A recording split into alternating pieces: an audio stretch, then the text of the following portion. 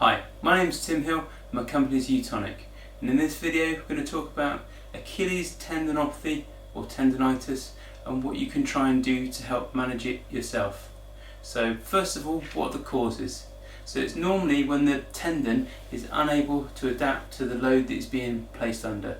So this is often when training volume either increases too rapidly, there's too high an intensity, too much hill running, which is placing a big stress on it. So obviously the more you increase that angle there in terms of your ankle joint, then you put increased stress on the tendon. And then if you imagine, if you keep on propelling, it puts a lot of force on there, and if the tendon's not strong enough to cope with it, then it starts to break down.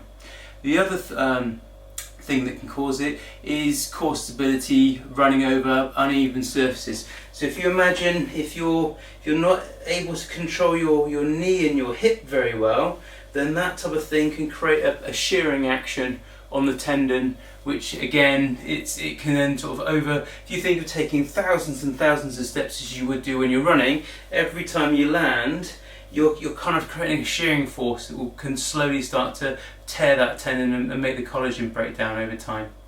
So what we're going to talk about today is what you can do initially to start with. So often when you have a problem with the Achilles, the chances are your calf muscles are probably quite tight. They're also possibly quite short, so we're going to look at ways that you can do some self-massage and stretch them. We're also going to look at taping the Achilles using like a kinesio type tape, which will help give it a little bit of a mechanical advantage to take a little bit of stress off it, but also the tape will also help control the inflammation as well. Then as well as that, we're going to look at how you can ice it and also stretch it, and then start to build some strength safely, working through a graded progression program. So the other thing that you might want to look at in terms of possible causes is hip flexibility. So basically, say when we run, we want our knee to be able to go behind our hip, and if it can't, it means you can't engage your biggest hip extensor, being your glutes. So when we run, we want to do the biggest muscle in the body doing the most of the work, and if you can't extend your hip, then what you tend to do is you get all your propulsion from your knee and your ankle, and again, it's just basically the calves are just trying to do a roll they can't do on their own, and that can either lead to calf strains, or worse would be obviously problems with the Achilles. So as soon as you become aware of any problem with the Achilles, you want to nip it in the bud as quickly as you can. So what you're going to do is basically rest it, ice it, elevate it, stretch it, and then gradually you start to follow some graded progression exercises. And also when it then calms down, then you can probably start looking at what's going on in the hips and adding some exercises that will help with that. So you've got to be careful. Probably, so the first thing would be to actually work on your hip flexibility and doing some static stuff such as shoulder bridges, which again I'll link in another video in the comments section, and start working on that before you start doing stuff on one leg. So yeah, there's a tendency to want to try and get over this as quickly as possible, but the reality is it's probably going to take a minimum of 6 weeks and possibly longer, depending on how long and how bad it's got in the first place. So without further ado, we'll get started on some exercise of what we need to do to improve it. So firstly, you want to ice it for a maximum of 20 minutes at a time. Don't place the ice directly onto the skin, otherwise it might become stuck. Instead, place it underneath a towel and then ice for a maximum of 20 minutes 4 times a day, and also make sure that you do it after exercise. Self-massage using massage balls such as this is a soft ball, and this is called an Omni massage roller.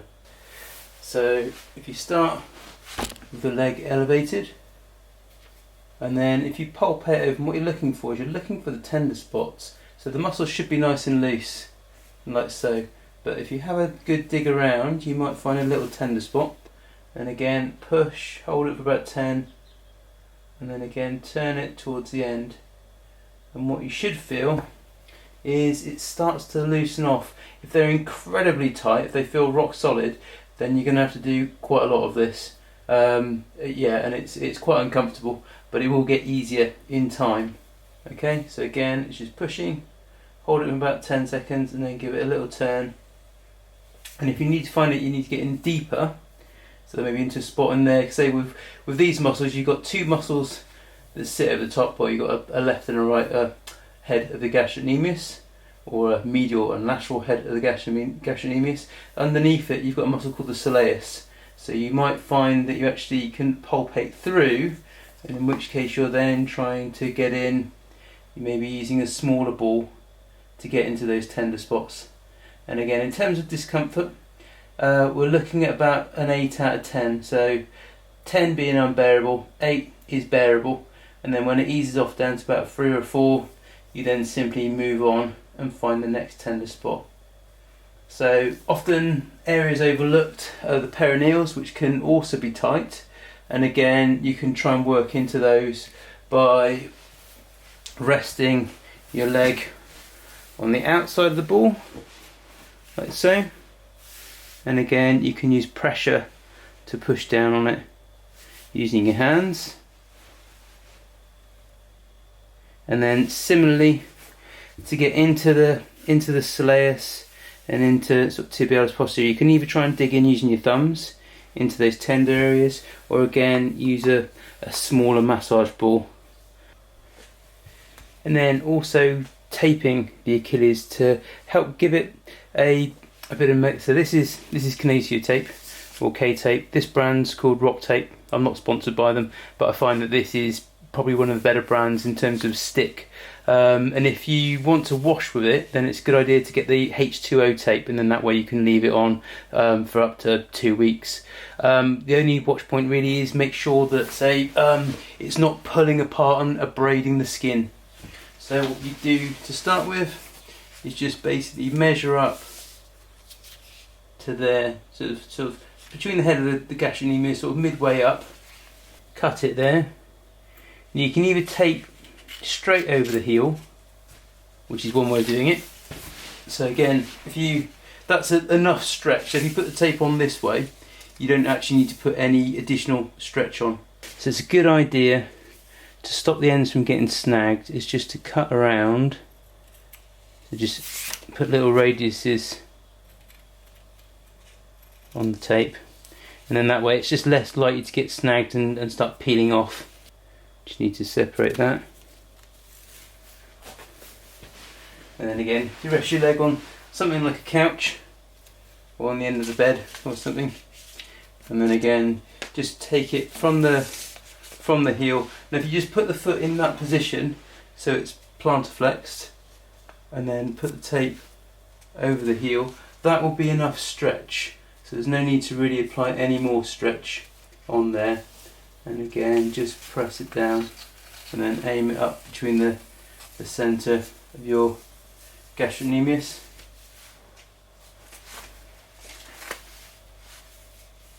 And then just give that a good rub to smooth it down. And what this tape will do is it will offer a mechanical support, so it'll take a little bit of pressure off the calves and off the Achilles. The other thing it does is it lifts the subcutaneous layers and actually assists the flow of lymph to help the tissues repair.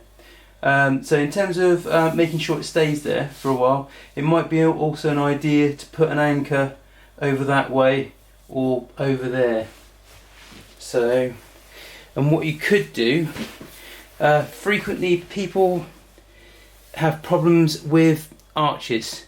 So if you know that you've got flat feet, you might find it useful to actually use tape to actually assist in giving the foot some support. So you can put a piece of tape which will work around that way, which will help pull an arch in place, and then you can use it to wrap it around that way and just give it a little bit more support in terms of making sure that the tape doesn't come off from the ankle.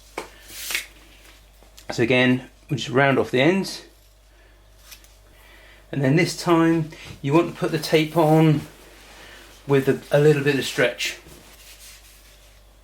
So let's say if you just put it from one side of the foot and then put it on, probably about between sort of about a 30% stretch.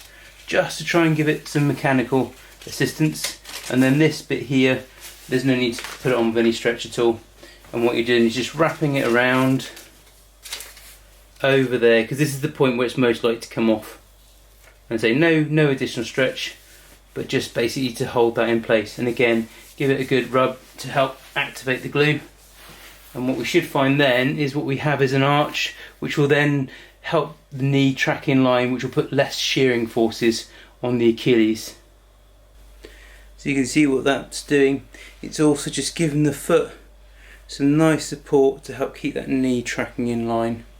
Then in terms of calf stretches, we need to do a gastrocnemius stretch. So the gastrocnemius crosses the knee joint, so you do that one with a straight leg, like so. So you can just use your hands against the wall to help stabilise, and you want to hold those for 30 seconds.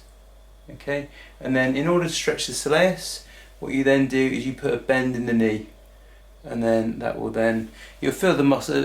What it is, the soleus doesn't cross the knee joint, so you need to do it with a bend at the knee, and you'll feel it probably around about here.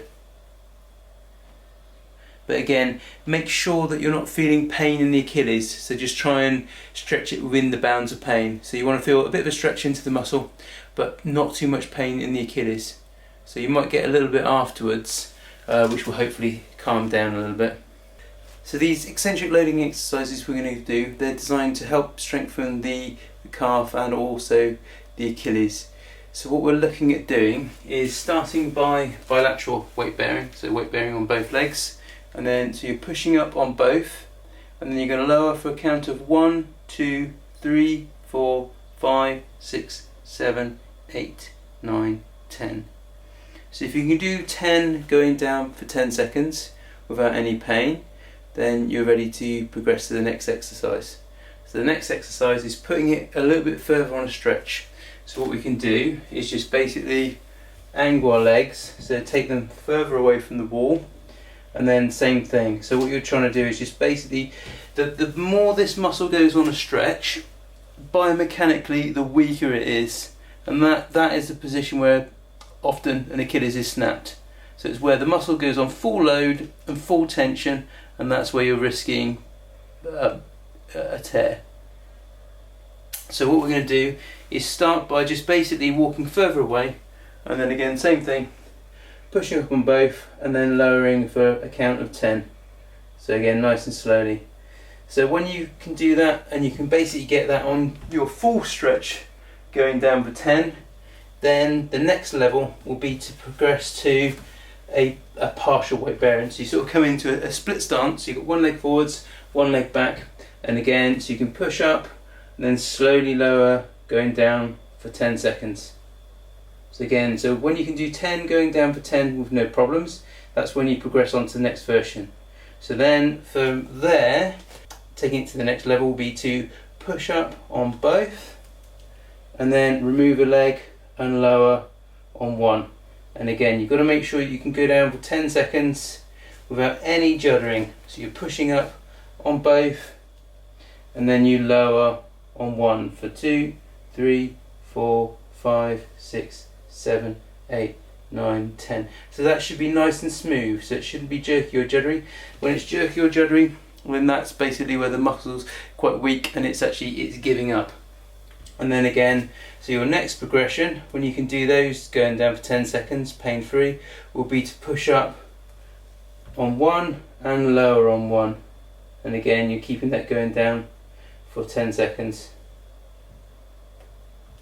But again, all of these should be pain free, and it's a good idea to ice the Achilles after you do them. So again, so you're going down for 1, 2, 3, 4, 5, 6, 7, 8, 9, 10. So you have to be careful to watch the range of movement here. So what you can do as a little check is, again, try and push up on one, but say if you find that you're not actually coming up very high, it might be because there's still a bit of weakness. So you might still need to give it a little bit of assistance in that last bit of range.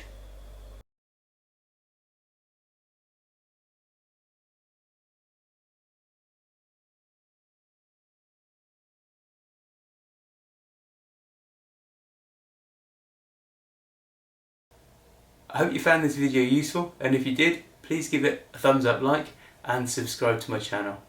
And I look forward to seeing you on the next video.